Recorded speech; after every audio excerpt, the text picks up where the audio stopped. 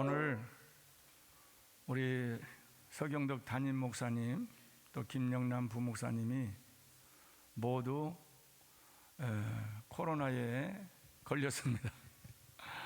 그래서 또 제가 부득이하게 예배를 인도하게 됐습니다. 여러분들이 이 코로나 시대에 지금은 코로나가 정점을 향해서 가고 있죠. 아마 이달 말쯤 되면 정점에서 이제 내려오게 하향 곡선을 이루게 될 것입니다. 코로나 많은 사람들이 오미크론 지금 걸려도 그렇게 심하지는 않아요. 혹 심한 사람들은 있긴 있지만 심하지는 않아요.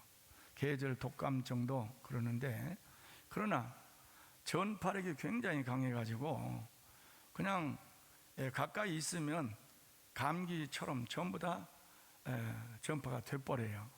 그러니까 우리 교회 성도 여러분들이 이때의 사실은 거리 좀 뛰기를 좀 열심히 하시고 방역을 잘 하시기를 바랍니다. 그러나 두려워하지는 마십시오. 크게 여러분의 생명에 위협을 주지는 않습니다. 그러나 우리가 일상생활을 하는데 많은 지장을 일주일간은 해야 돼요. 일주일 지나고 나면 항체가 생겨서 코로나 감염이 되지 않습니다. 그러니까 꼭 걸려야 된다면 일찍 걸려버리는 게 좋아요. 그리고 걸린 사람들끼리 그냥 같이 모여서 열심히 생활하고 또 밥도 먹고 그래도 괜찮습니다.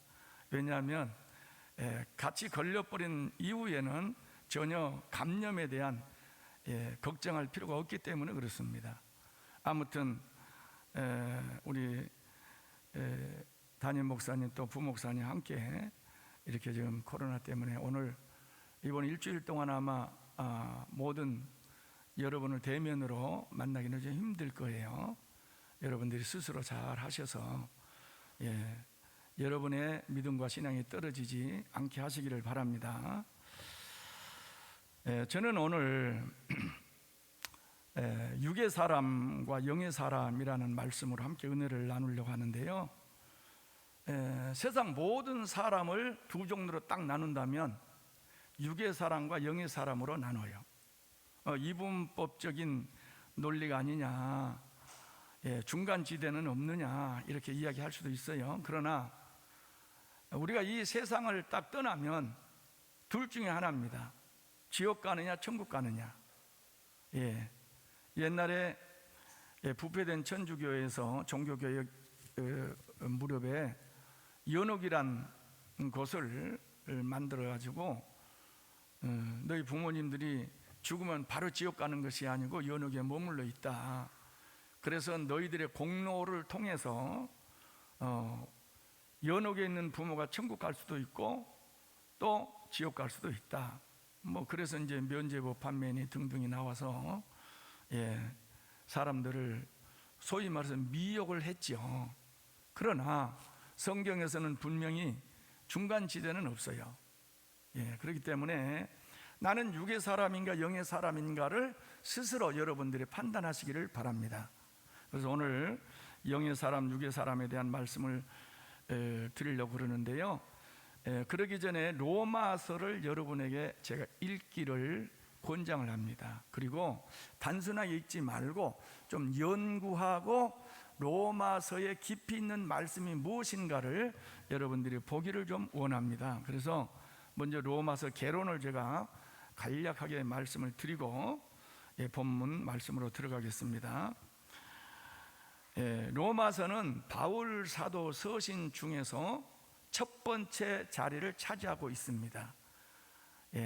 물론 바울 사도가 첫 번째 쓴 책은 아니에요. 첫 번째 쓴 책은 데살로니가 전서입니다. 데살로니가 전서는 AD 51년에 썼고 여기 로마서는 AD 57년에 썼습니다. 제3차 전도 여행 끝날 무렵 고린도에서 3개월 동안 머물러 있을 때에 바울 사도가 로마에 있는 교회 또 로마에 있는 성도들을 향해서 쓴 편지가 로마서예요. 근데 대체로 로마에 있는 성도들은 예수님을 직접 목격했다든지 이런 분들이 적어요. 그러다 보니까 기독교의 교리가 뭐냐, 이것을 분명하게 좀 정립시켜 줄 필요가 있었습니다. 예. 그래서 로마서에 굉장히 중요한 핵심이 나오는데, 바로 그것은 뭐냐면은 죄, 구원, 은혜, 믿음, 칭의, 성화, 부활, 기독교의 교리의 근간을 이루는 교리가 로마서에 집대성 있게 나와요. 그러니까 오늘 저는 여기에 앉아 계신 여러분들이 좀 신앙에 어떤 의미에서 보면 깊이가 있다, 신앙생활을 좀 하셨다, 이렇게 봐서 이 로마서를 오늘 좀 성경을 많이 찾아가면서 깊이 좀 알아보려고 합니다. 그러니까 여러분들이 좀 오늘 성경을 좀 앞에 놓고 찾아가면서 성경 말씀을 보면서 그렇게 말씀을 듣고 말씀을 통해서 은혜 받는 시간이 되시기를 바랍니다. 로마서를 통해서 기독교 역사에 아주 훌륭한 사람들이 많이 나왔어요. 예를 들어서 마르틴 루터는 죄 문제를 해결하기 위해서 베드로 성당의 계단을 무릎으로 계속 오르락내리락 하면서 내가 죄의 문제를 해결하기 위해서 고행을 하는 거예요. 고행. 불교적 용어가 되겠습니다마는 그런 고행을 통해서 자기의 죄를 사해보려고, 없애보려고 그렇게 고행을 합니다. 그러나 그럴수록 죄책이 마음을 괴롭혔어요. 그러다가 로마서 1장 17절 말씀을 읽고 그는 대단히 놀라운 것을 깨닫게 됩니다.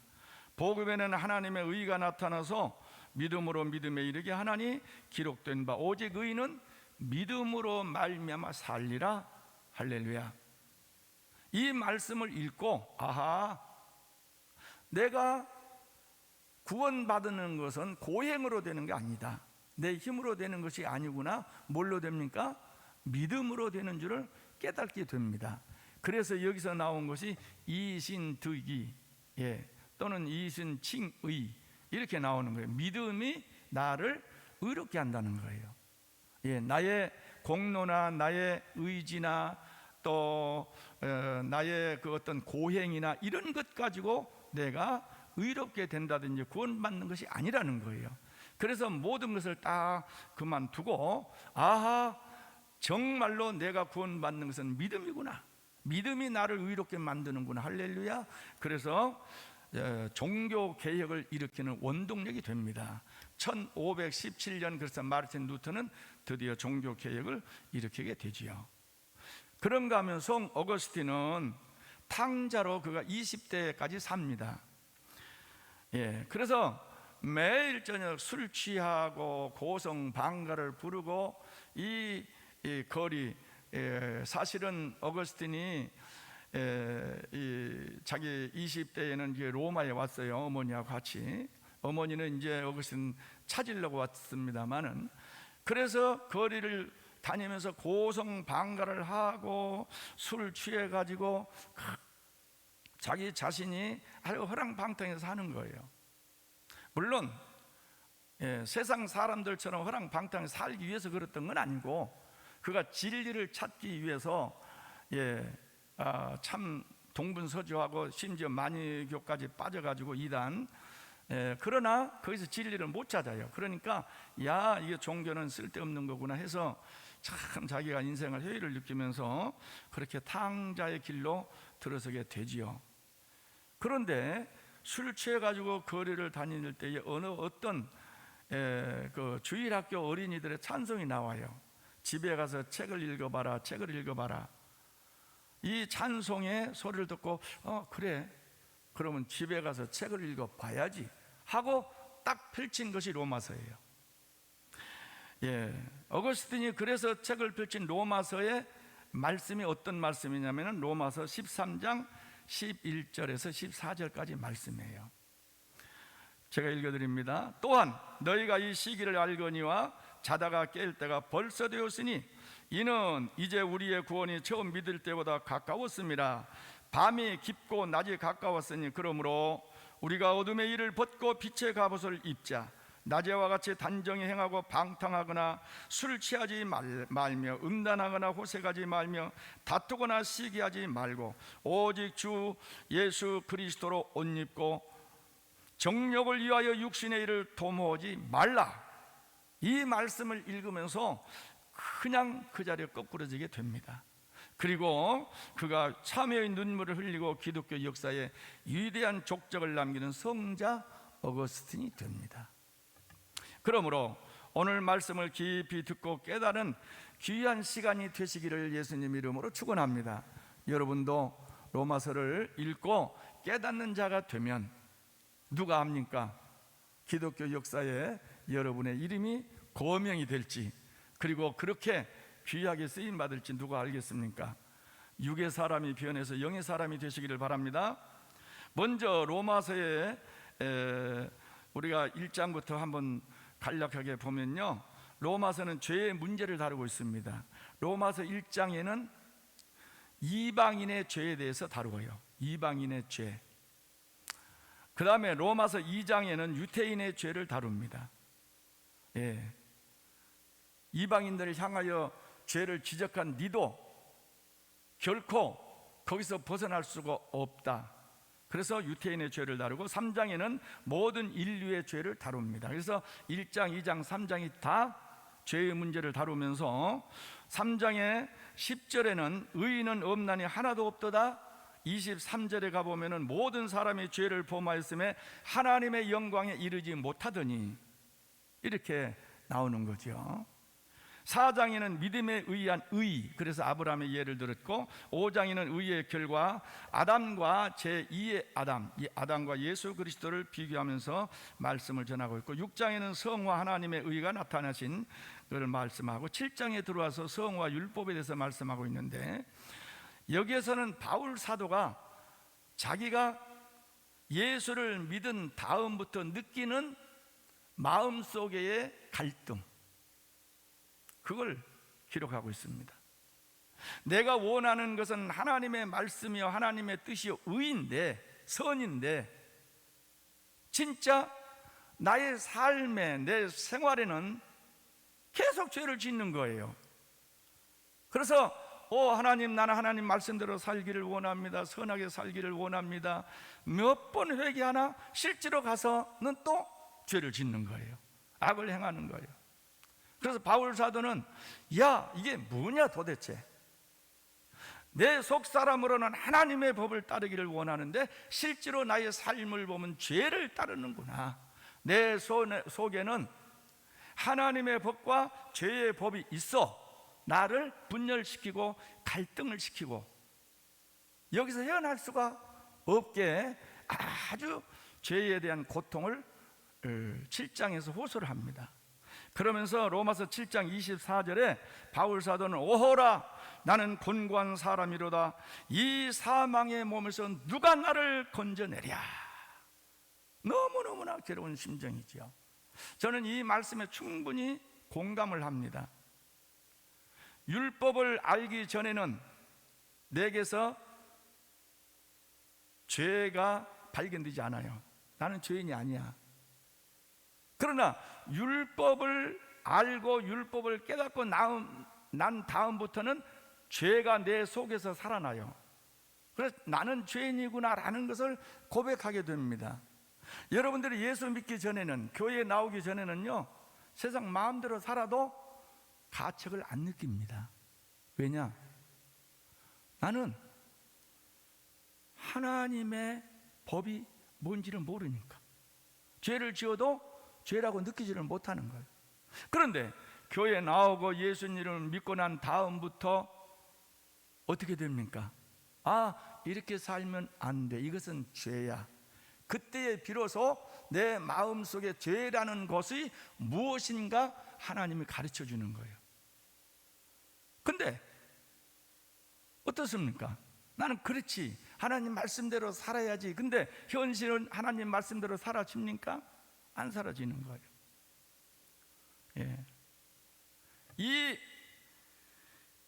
마음속의 선과 악의 싸움을 정말로 겪으면서 고뇌를 해야 진짜 예수를 믿는 사람으로 바뀌어져요.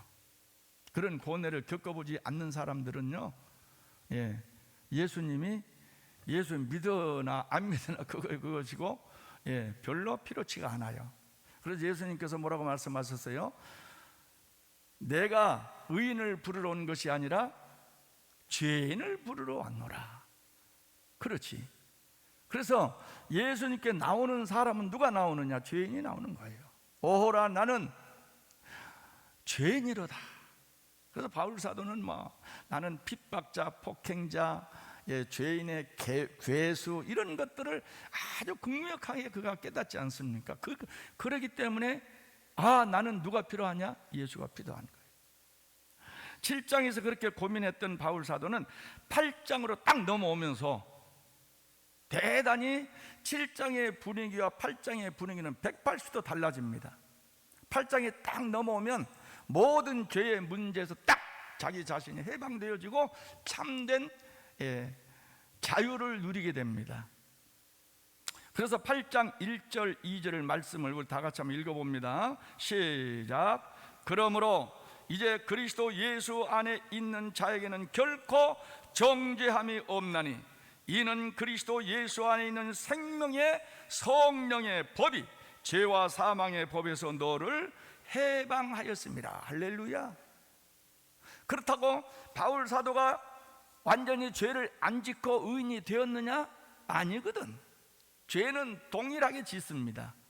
마음에 하나님의 법과 의의 법이 싸우는 것은 언제나 마찬가지예요. 그런데 뭘 깨닫게 되느냐 하면 성령의 법이 예수 그리스도를 통해서 나의 죄를 해결해 줘버려요. 할렐루야. 그래서 내가 사망의 법에서 해방이 된 거예요. 이것이 뭐예요? 주님의 은혜입니다. 여러분, 구원은 행위로 받습니까? 은혜로 받습니까? 은혜로 받는 거죠. 그래서 여기에서 성령의 법이 너를 죄와 사망의 법에서 해방시켰다. 할렐루야. 그러니까 바울 사도가 어마어마한 참 자유를 누리게 되는 거예요. 너는 죄인이라고 자꾸 나를 정죄하는 것은 누가 하느냐? 사탄이 하는 거예요. 그런데 성령은 뭐라고 이야기합니까? 너는 괜찮아. 너의 죄 문제를 누가 해결했어요? 예수님이 해결해 주셨어. 그렇다고 해서 지금 맨날 죄 짓고 살아가라는 말은 아니에요. 사랑하는 성도 여러분, 그래서 이 로마서 8장이 여러분에게 너무너무나 중요한 말씀이에요. 그래서 오늘 저녁이라도 여러분들이 가서 적어도 로마서는 16장밖에 없어요. 책 내용이 작습니다. 그런데 깊이는 어마어마하게 깊고, 그 다음에 그 교리, 그 기독교의 교리가 완전하게 함축적으로 잘 정리되어 있기 때문에 여러분들이 로마서를 한 3번 정도는 정독을 좀 하셔야 됩니다. 그러면은 여러분들은 절대로 세상에 빠지지 않습니다. 오직 예수 그리스도를 바라보며 참된 신앙을 갖게 됩니다. 그래서 저는 로마서를 굉장히 좋아합니다. 왜냐? 결코 예수 그리스도 안에 있는 사람은 정죄함을 받지 않느니라. 할렐루야. 누가 여러분을 정죄하면 여러분은 죄인이야, 너 그렇게 살면 지옥 갈 거야, 이건 누가 하는 얘기냐? 마귀가 하는 얘기거든요. 자, 이제 오늘 말씀을 본론으로 들어갑니다. 그래서 육의 사람과 영의 사람, 이제 우리가 살펴보려고 한 말씀을 우리가 깊게 한번 살펴보려고 합니다. 성경을 열어놓고 우리 같이 보겠습니다. 첫 번째, 육신을 따르는 자와 영을 따르는 자가 나오죠. 5절 말씀 다 같이 읽어봅니다. 시작. 육신을 따르는 자는 육신의 일을, 영을 따르는 자는 영의 일을 생각하나니. 자, 육신을 따르는 자는 무슨 일을 하겠어요? 육신의 일을 하는 거예요. 영을 따르는 자는 무슨 일을 하겠어요? 영의 일을 하는 거예요. 그렇다면 육신을 따른다 하는 것은 무슨 말이냐? 단순한 육체를 지니고 산다는 것을 넘어서 육신의 욕구를 삶의 동기와 목적으로 삼고 이 세상에 집착하여 사는 사람을 말합니다. 육신을 따른다 하는 말은 나의 삶의 모든 동기, 목적을 어디에가 두느냐? 세상에다 두는 거예요. 세상. 그래서 세상에 집착해서 사는 것입니다. 육신이라는 말, 육신, 이런 말이 최초에 나온 것이 창세기 6장이에요. 창세기 6장. 창세기 6장은 무슨 장이지요? 여러분 초신자는 아니니까 잘 알 텐데, 창세기 6장에는 뭐가 나와요? 노아의 홍수가 나오지요. 자, 창세기 6장 1절에서 3절을 우리가 펼쳐놓고 좀 한번 읽어봅니다. 여기 노아 홍수 직전에 세상 사람들의 삶의 실상이 오늘 창세기 6장 1절부터 3절에 자세히 나와 있습니다. 자, 천천히 우리 한번 읽어볼까요? 다 같이 시작. 사람이 땅 위에 번성하기 시작할 때에 그들에게서 딸들이 나니 하나님의 아들들이 사람의 딸들의 아름다움을 보고, 여기에 하나님의 아들들, 사람의 딸들 언더라인을 하세요. 아름다움을 보고, 이것도 우리가 생각해야 될 키워드입니다. 아름다움. 여기 아름다움이 뭐냐? 그 다음에 자기들이 좋아하는 모든 여자를 아내로 삼는지라. 좋아하는 모든 여자를 아내로 삼는지라. 여기도 언더라인을 하세요. 3절에 여호와께서 이르시되 나의 영이 영원히 사람과 함께 하지 아니하리니 이는 그들이 뭐가 돼요? 육신이 됨이라. 여기서 영과 육신이 나옵니다. 그러나 그들의 날이 120년이 되리라. 120년에 대한 해석은 그건 다음으로 제가 미룹니다. 자, 여기에서 첫 번째 하나님의 아들이 나오고 사람의 딸이 나오는데, 하나님의 아들이 뭐냐? 이게 하나님의 아들, 이것은 경건한 셋의 계통의 후손을 말합니다. 아담과 하와가 맨 처음에 자녀를 낳는데 누구를 낳았어요? 가인과 아벨을 낳지요.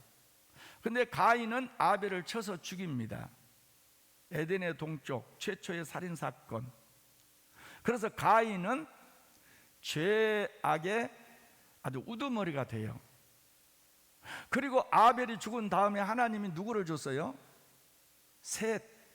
셋이라는 아이를 하나님이 아담과 하와에게 줬어요. 그래서 이제 가인과 셋의 후손이 지구상에 흐르게 됩니다. 근데 특별히 창세기 4장 26절 말씀에 보면 셋도 아들을 낳고, 가인 대신 준 셋이에요. 그의 이름을 에노스라 하였으며 그때의 사람들이 비로소 여호와의 이름을 불렀더라. 이렇게 나와요. 그때에 비로소. 그러면 그 전까지는 어쨌다는 거예요? 여호와 이름을 불렀어요? 안 불렀어요? 안 불렀다는 거예요. 여기에 이 셋이 여호와의 이름, 에노스가 셋의 아들인데 에노스 시대 여호와 이름을 불렀더라 했는데 그 전까지는 하나님의 이름을 부르지 아니했어요.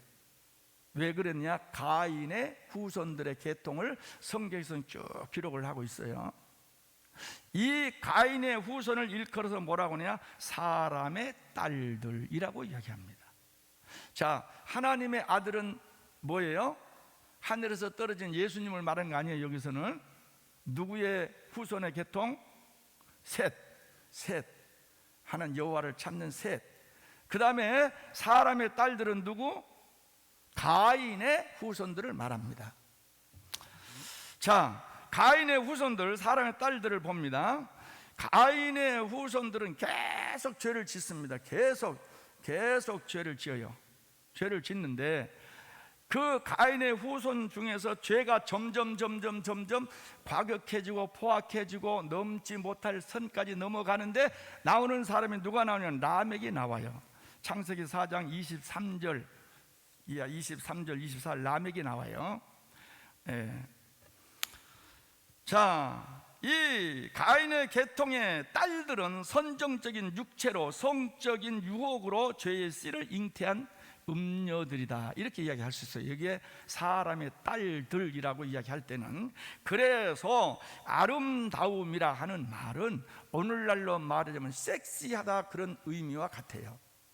그래서 저는 여자들이나 남자들을 보고 섹시하다 하는 말을 현대 젊은이들이 많이 써요. 근데 저는 그것을 별로 좋아하지 않습니다.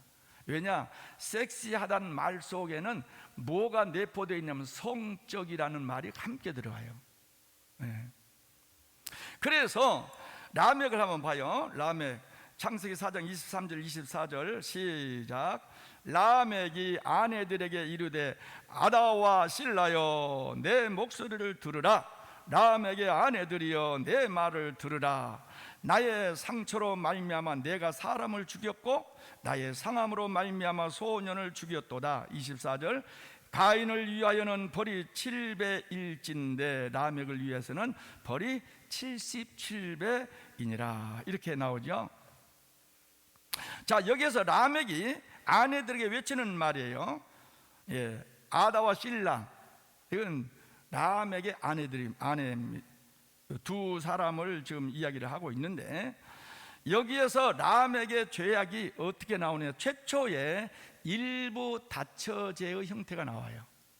그 전까지는 하나님은 일부 일처제로 만들었습니다.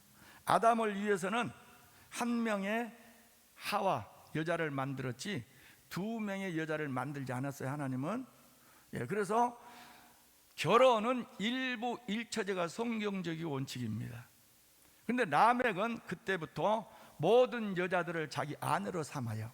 일부 다처제, 물론 무슨 법이 있었던 건 아니니까 육신의 욕망이 원하는 대로 따라가는 거예요. 그러면서 여기에 나의 상처로 말미암아 내가 사람을 죽였고 또 나가서 상함으로 말미암아 소년을 죽였도다. 라멕은 고대 영웅입니다. 닥치는 대로 다 죽이는 거예요. 닥치는 대로. 혹시 여러분이 TV 드라마 이방원이 봐요? 이방원? 태종 이방원, 이놈 자식은요 닥치는 대로 다 죽여. 아버지고 형제고 정도전이고 자기 스승이고 없어요. 다 죽여. 라멕이 그래요. 마음에 안 든다 다 죽여. 이건 애들도 필요 없어요.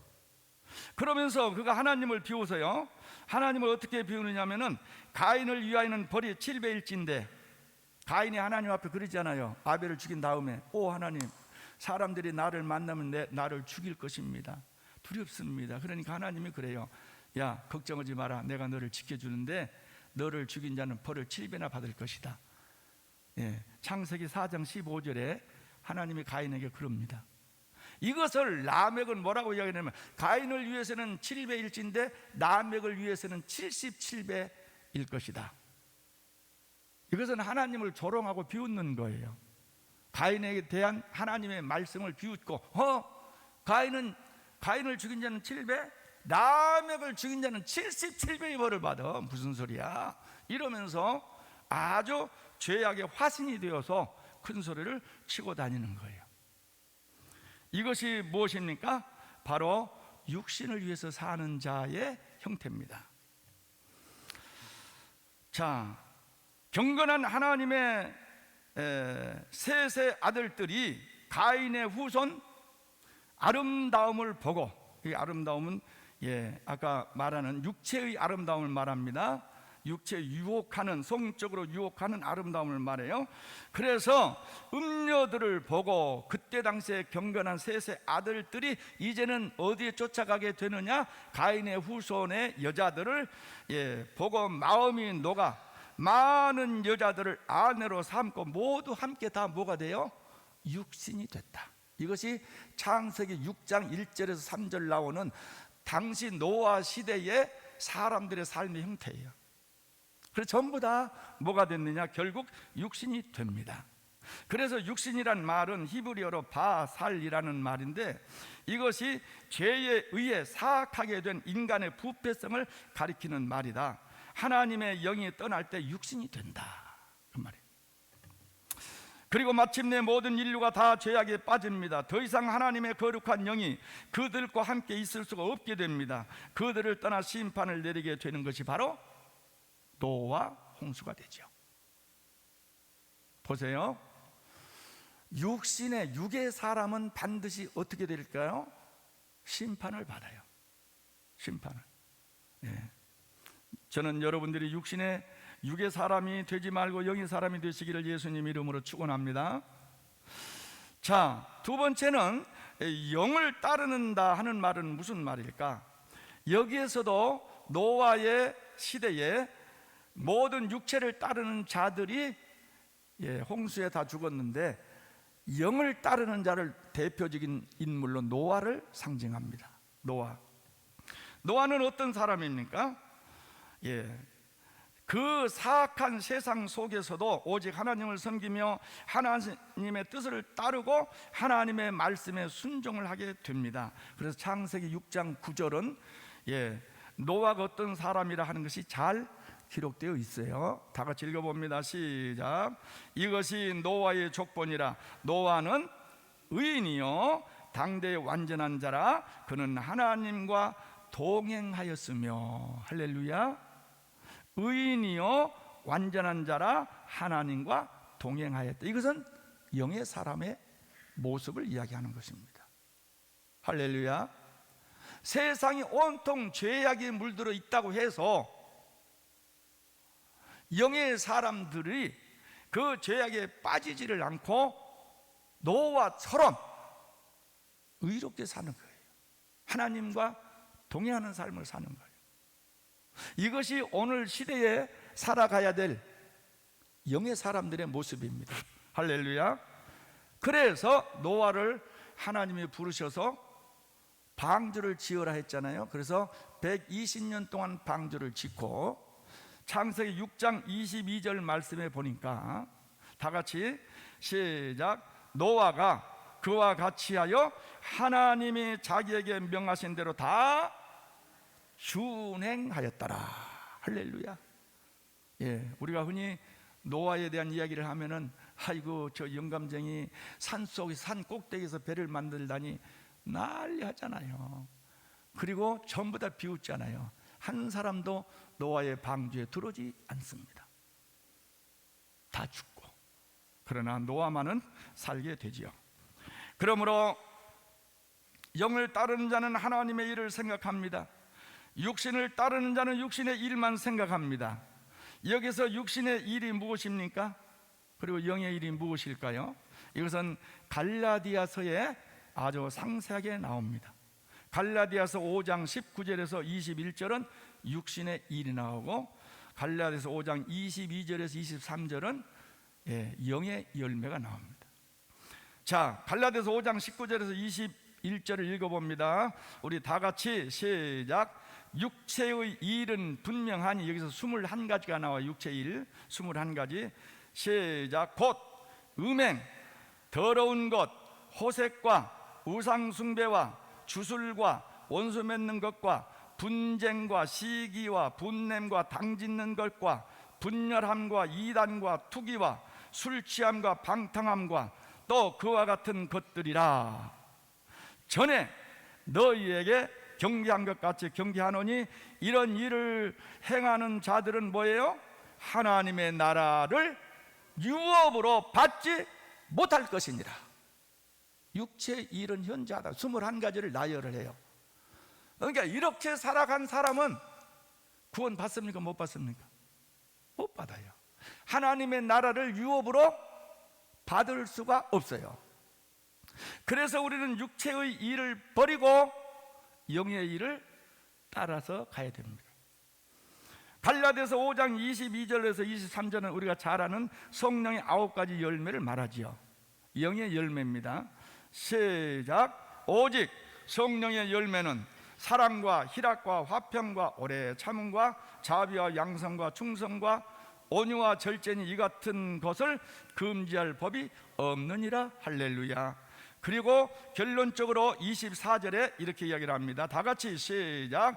그리스도 예수의 사람들은 육체와 함께 그 정욕과 탐심을 십자가에 못 박아 버렸느니라. 그리스도의 사람들은 어떤 사람들? 영의 사람들. 육의 사람이 되어야 될까요? 영의 사람이 되어야 될까요? 육체의 일을 추구하면서 가야 될까요? 영의 일을 추구하면서 가야 될까요? 할렐루야. 육체, 그리스도 예수의 사람들은 육체와 함께 그 정욕과 탐심을 십자가에 못 박아 버리는 거예요. 그래야 영의 사람으로서 살아갈 수 있는 거예요. 이제 두 번째로 육신의 생각과 영의 생각을 성경에서 말하고 있는데 한번 살펴봅니다. 로마서 8장 6절 시작. 육신의 생각은 사망이요 영의 생각은 생명과 평안이니라. 결국 육신의 생각과 영의 생각의 결과는 엄청난 차이가 있습니다. 하늘과 땅의 차이보다 더 큰 천국과 지옥의 차이가 있다. 죽음과 생명의 차이다. 할렐루야. 육의 사람은 육신의 생각에 사로잡히고 영의 사람은 영의 생각에 사로잡히게 되어 있습니다. 육신의 생각에 사로잡힌 사람들은 뭘 사랑하느냐? 세상을 사랑합니다. 여러분 세상을 많이 사랑하십니까? 그럼요. 예수님도 세상을 사랑하시는데, 하나님이 세상을 이처럼 사랑하사 누구를 보내서? 예수님을 보내서. 그러니 나도 세상을 사는, 그렇게 이야기하면 안 됩니다. 우리는 세상을 사랑하면 안 됩니다. 하나님을 사랑해야 됩니다. 근데 요한 1서 2장 15절에서 17절 세상을 사랑하는 것에 대한 말씀이 나오는데 한번 읽어봅니다. 시작. 이 세상이나 세상에 있는 것들을 사랑하지 말라. 누구든지 세상을 사랑하면 아버지의 사랑이 그 안에 있지 아니하니 이는 세상에 있는 모든 것이 육체의 정욕과 안목의 정욕과 이색의 자랑이니 다 아버지께로부터 온 것이 아니요 세상으로부터 온 것이라. 여기에 육신의 정욕, 안목의 정욕, 세상의 자랑은 에덴 동산에서 아담과 하와를 유혹했던 마귀의 술책입니다. 계속 이어지는 거예요. 자, 17절.